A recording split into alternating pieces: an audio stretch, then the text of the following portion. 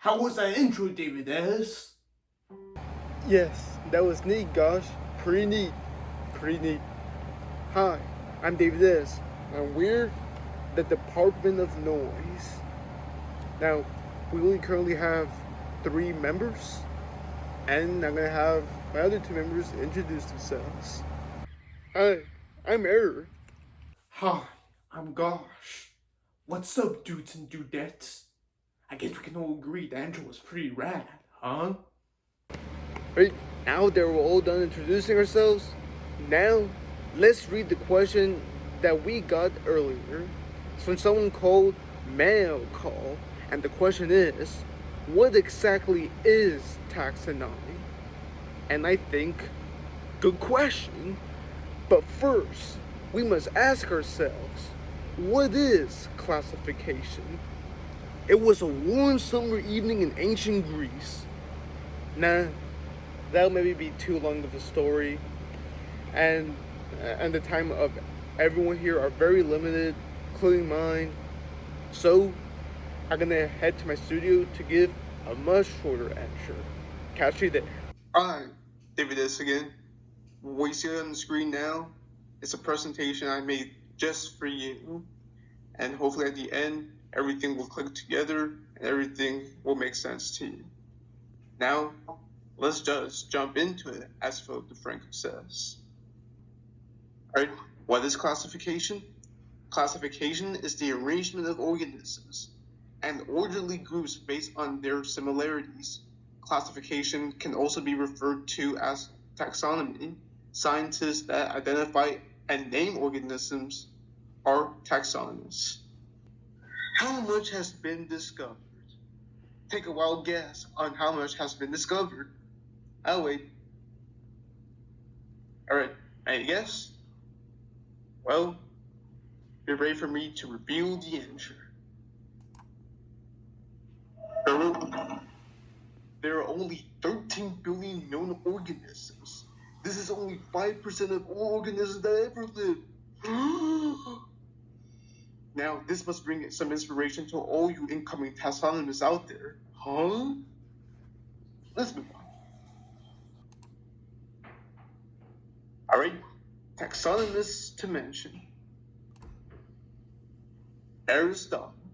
A long, long time ago, in ancient Greece, the father of science, or philosopher Aristotle, introduced the 2 key concepts of taxonomy we practice today: classification of organisms by type and binomial definition.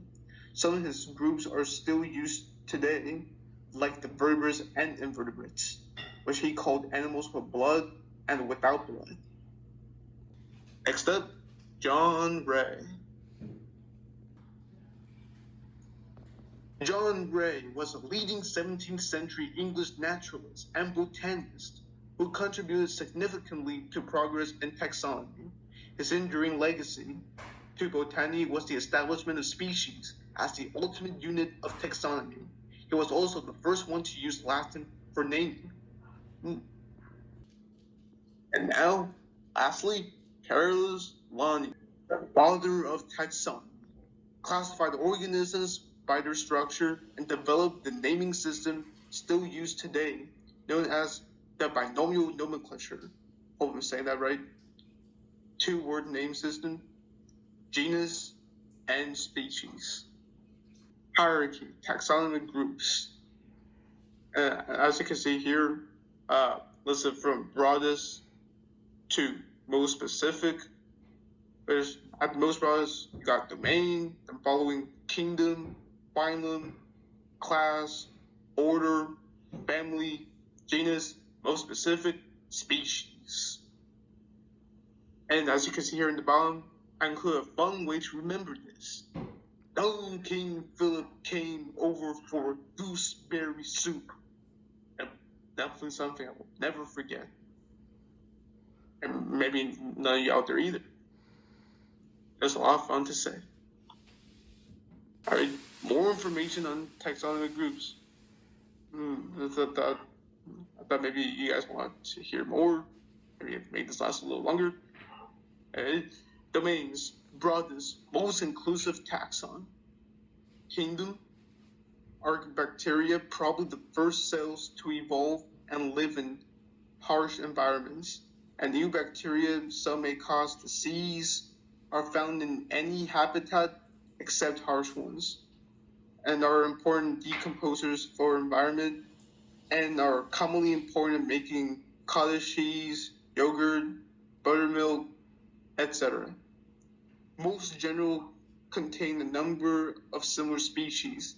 The genus Homo is an exception, only contains modern humans.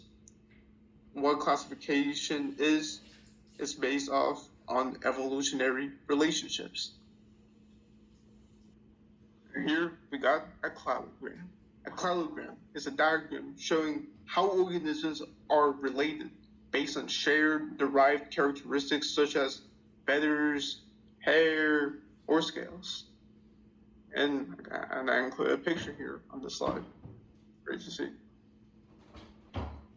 Here we got a dichotomous key.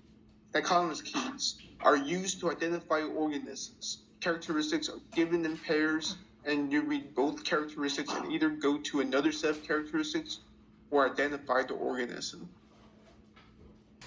And that's all I have for you for this presentation.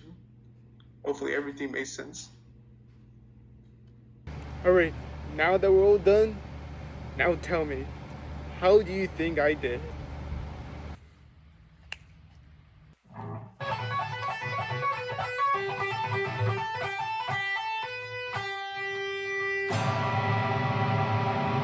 I'll go blisters on my fingers! Okay. Thank you, Gosh and Error. Well, that's it for me today on today's topic of classification. And hope all of you enjoy. Department of Noise out.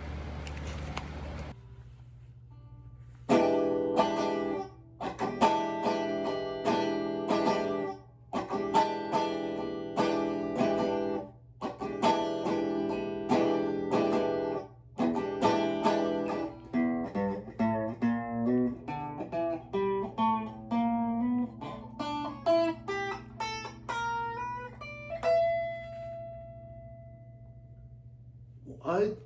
You guys are still here? But it's over. It's over.